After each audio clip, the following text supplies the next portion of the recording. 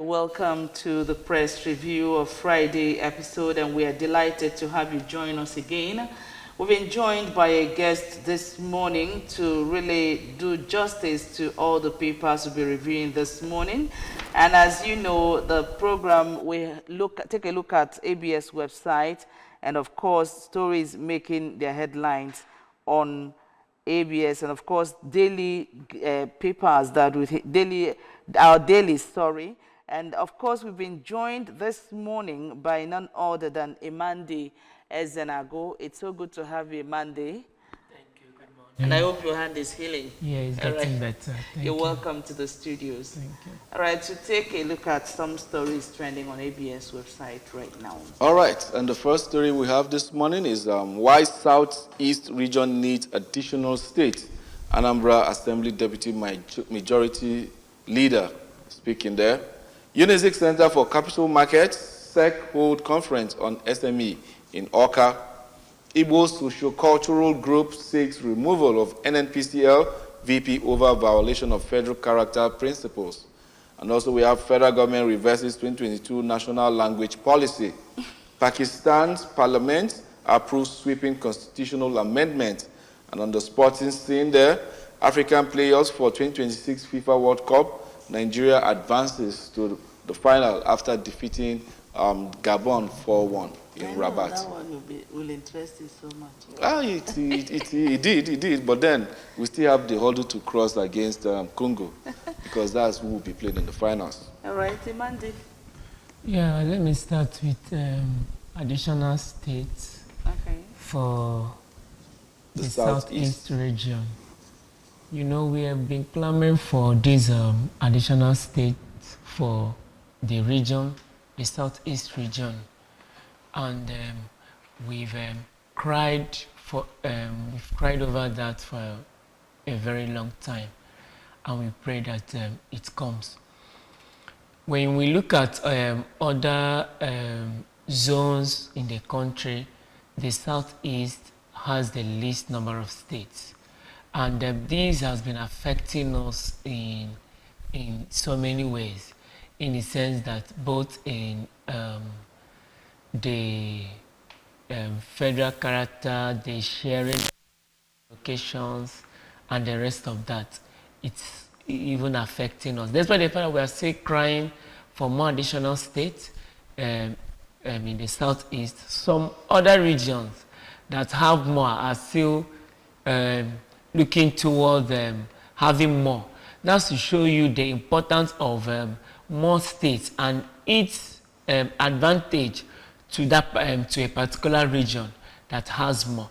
Please, as it is being brought to the table of the lawmakers before coming to the president, and then let it also be looked into constitutionally to ensure that Southeast have more states.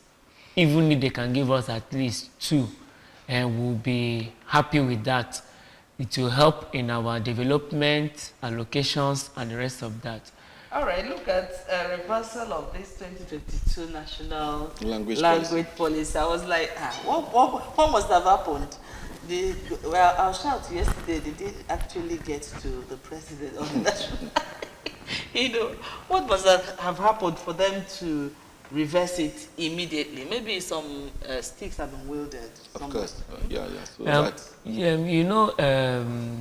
when the news came up at first, people started clamoring on that, and you know that there is power in social media. Maybe they've gone to that, and maybe phone calls and all that. So the reverse was the timing was unexpected, in the sense that the reverse came so fast than expected. So even the likes of me, I wasn't expecting that reverse to come up immediately. So, but you see, their response is a good one.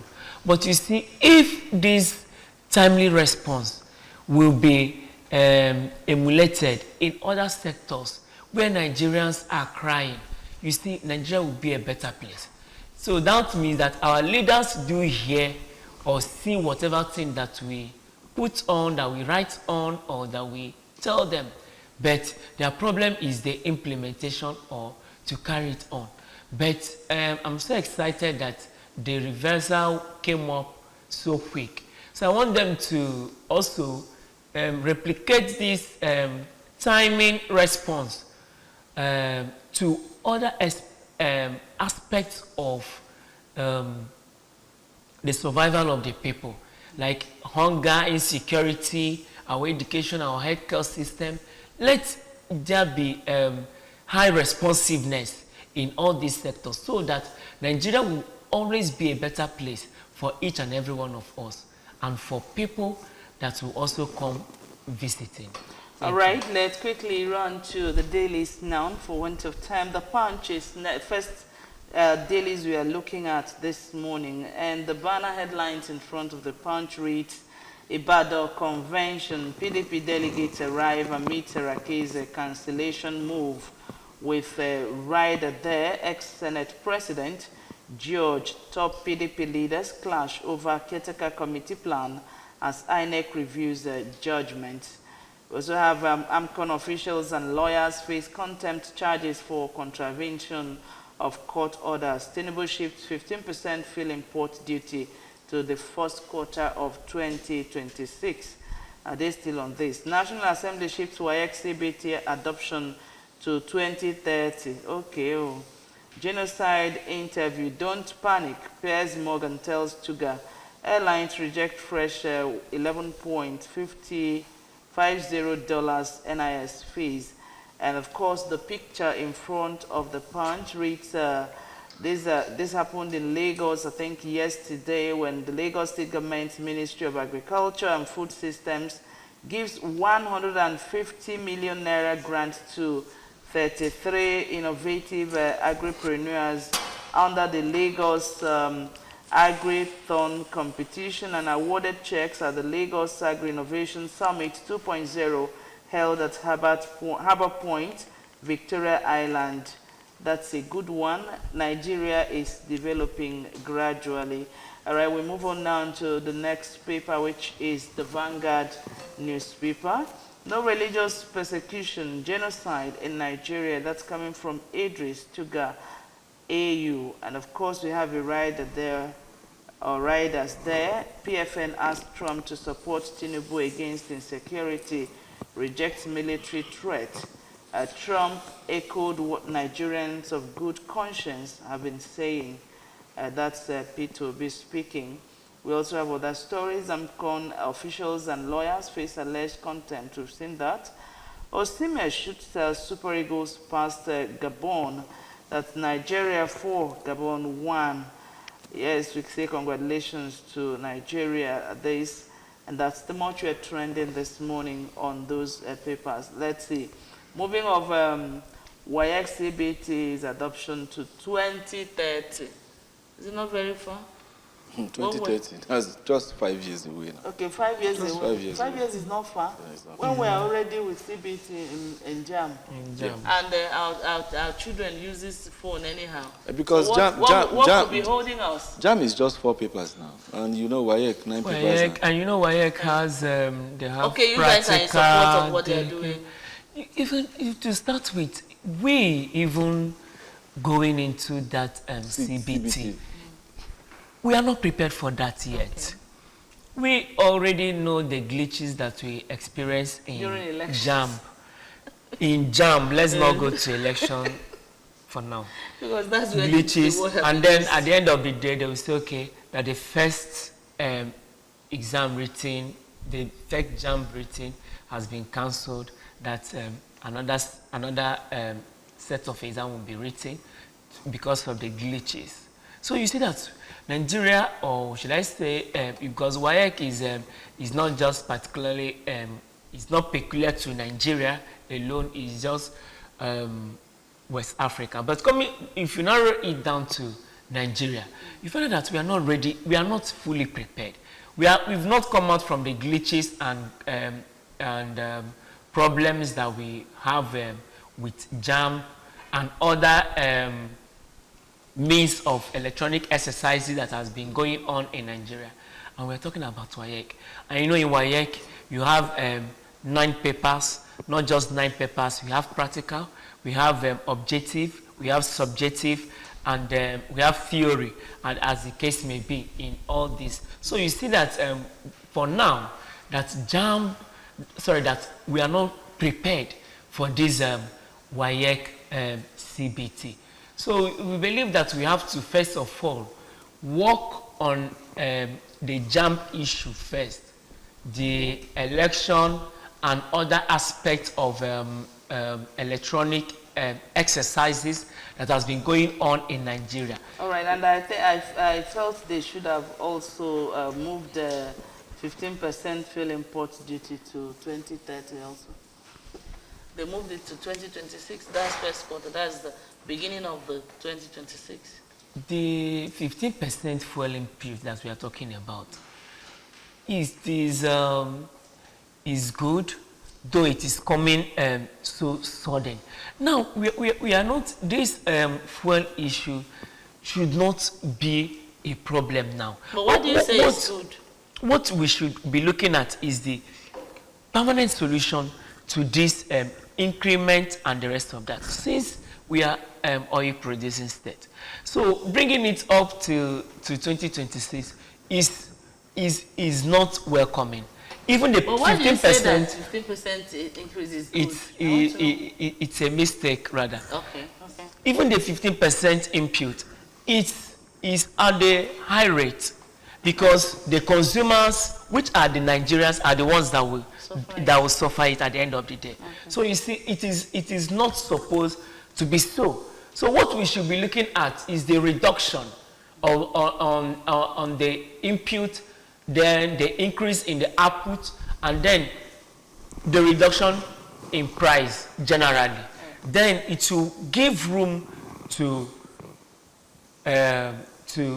bring down high cost of living in the country, because once there is an increase, it affects everybody, because it affects both farmers, industrialists, whether you are a low income capital, whether your company or you are managing SME and the rest of that. It affects everyone generally. So the solution is, let them ensure that the prices come down, just to ensure that the well-being of Nigerians are being taken care of. All right, let's run the next paper for review this morning. Okay, and that will be the Daily Independent. Let's begin with the stories making rounds on the mast of the Daily Independent.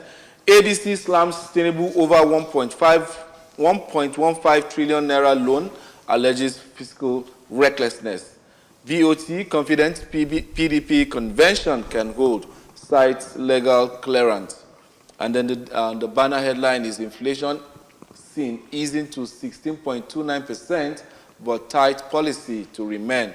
And then we have Senate backs bill to ban recruitment of minors into armed forces, with the rider there saying probes stamp duty revenue generation utilization.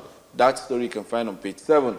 We are building a confident judiciary, says NJI administrator. Let us see it in work. I have great respect for the armed forces, says Wike. Again, federal government insists no threats to religious freedom in Nigeria. Stakeholders move to end accord party tussles, suspend rival faction, suspension of 15% fuel import duty viewed as timely economic relief. And then we have Tinubu praises Super Eagles over 4-1 defeat of Gabon. And quickly, The Guardian is next for review before we begin to discuss. And then we have Anti-Torture Act at 8. Victims bear scars, endure trauma as law remains on paper. You can see the cartoon caricature there of police blindfolded, holding a baton, and the scale of justice. Passengers stranded after train breaks down in Kaduna. Tax burden on airlines threatens aviation sector, operator warns. And then we have confusion Crisis swill around PDP convention amid conflicting court orders. AU chief dismisses genocide claims as Obi tax editors on nation building. ADC says fresh 1.15 trillion naira loan exposes Tinubu's addiction to reckless debt. I think that should be the first we dive into. Yeah, ADC, well, opposition party, that they are coming out to say that the president's current loan application that has been approved by the National Assembly means Tinubu is addicted to collecting loan, and that is more like tenders recklessness. Emandi Ezenagu, what do you have to say about that? Well, ADC, I want to first of all say that they are now I see them as a major opposition in this administration after their emergence or their agreement on the coalition. You see, PDP is busy trying to put their house in order, forgetting the duty or the work of an opposition. So now they're coming up to tell us about Tinubu's recklessness in borrowing, and I see it as squandering of these loans that we get. Is not far from the truth. They're saying the truth, absolutely saying the truth. Now, another thing that I want to also say is that the lawmakers, the Senate that approved these loans, is there no checks and balances, or are they part in the loan, or are they captured in the loan? You see, we are not against borrowing, but what we keep saying is, where do you invest this loan? Because you cannot borrow for frivolities, you cannot borrow for personal interest. If you want to borrow, just like as I am now, and I want to borrow money from someone, I have to like say, okay, this is what I want to do with it, and I will pay at a particular period of time. Now, the essence of that loan is to make investment, and is to put in an investment, and then make profit out of it, and then pay back the loan. Now, what are the tendencies of paying back this loan? They are not captured. All they know is that once the president presents a particular loan, they don't ask questions, they don't even go through it. In fact, they are rubber stamp lawmakers. They will just approve it immediately without anything. And now the president, on the other hand, we've not seen where this money is being invested into. Is it in the agriculture? No. Is it in the oil sector? No. Health, to fight insecurity? None. So you see that this current administration have come up to drain the Nigerian economy in a way that even the debt that we've owed, we've already exceeded it by more than 70%. And you see that it's not really helping us. So it is not just about the president's recklessness. I think the lawmakers should also be included in the recklessness, because they are rubber stamp lawmakers. You cannot tell me that you cannot do your job to check the affairs or the activities of the executives. All you do, because I believe that they have their own share. One wonders whether there will ever be a time because like that will come before them and they say no. They will say no, because even starting from the senior president, all the principal officers, we are being not even elected. We are being appointed by the president. So what do you expect at the end of the day? So they always do things to please the president, because they know that they have their own share. All right, let's quickly run. The Daily Trust is next in our lineup. In front of the Daily Trust, we have Gombe State Governor Inuwa Yahaya presents a 2026 budget proposal of 535.69 billion naira tagged budget of consolidation to State Assembly. PDP convention delegates arrive in Ibadan amid calls for caretaker committee. How I've managed diabetes for 20 years, 75-year-old man speaking. That's a very good one to learn from. Reps asked WAEC to suspend CBT for 2026 exams. Nigeria inch closer to 2026 World Cup ticket. Marketers welcome a suspension of 15% fuel import levy. Quickly we move to the next paper, which is the Nigerian Tribune. In front of the Nigerian Tribune, we have, I have respect for military but abhor lawlessness. That's coming from Wike with riders. FCT minister carrying out his statutory responsibilities, but that's coming from Falana. XCDS, Irabo fault Wike's action.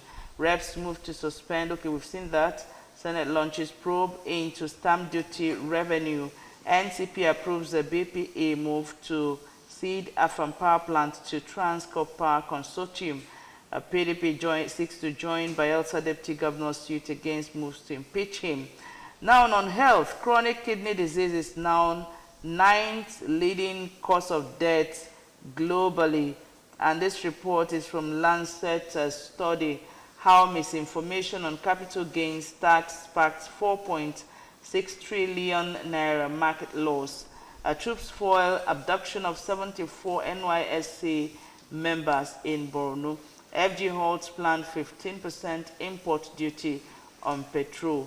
Now, on issue of our troops foiling abduction of 74 NYSC members in Borno, I know that most Nigerians will be like, so these people can actually do this kind of job in Nigeria. You know, where have they been all this while that abductions have been going on here and there? Well, first of all, I want to commend them because I believe in a long time, over 10 years, this is the first,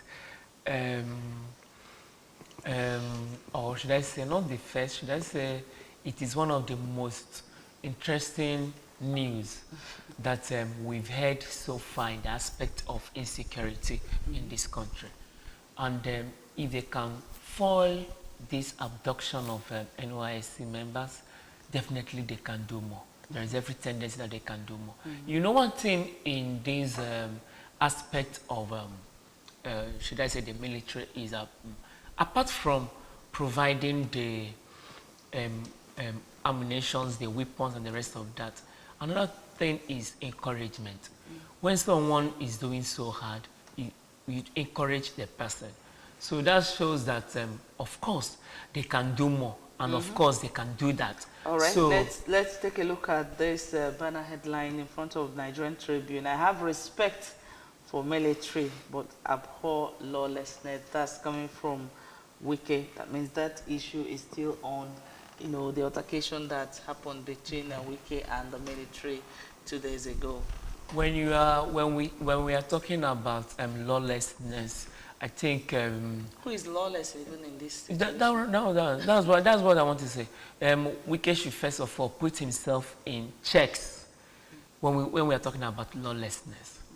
Okay. He should first of all check and put himself on check to know if actually he's the person that is lawless or the military young man. Because you see, there is this that when you think that you are in authority, that you have power and you can do anything, people have a way to tame you, even in that your power. So when we're talking about lawlessness, it should be Wike.